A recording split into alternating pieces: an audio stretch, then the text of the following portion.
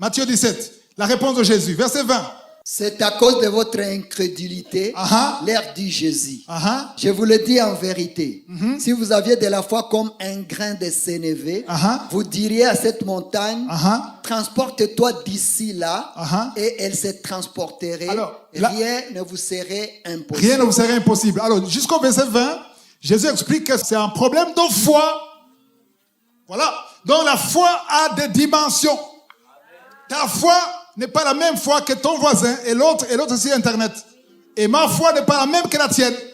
Donc ta foi a des limites.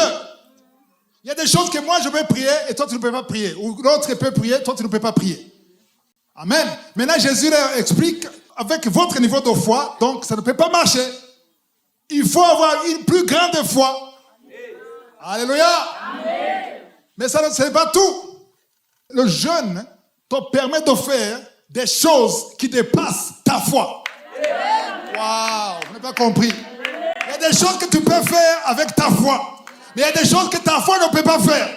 C'est pour ça que tu jeûnes, pour que tu rencontres Jésus. La puissance de Jésus qui intervient.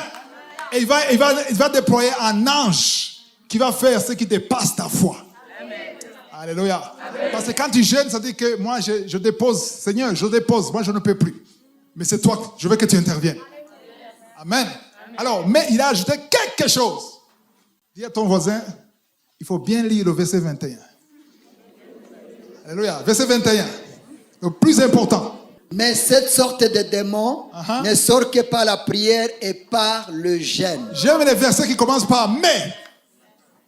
Alléluia. Ça veut dire que je t'ai dit beaucoup de choses, mais il y a quelque chose de très important qu'il ne faut pas oublier. Même si tu peux oublier ce que j'ai dit, mais il ne faut pas oublier verset 21.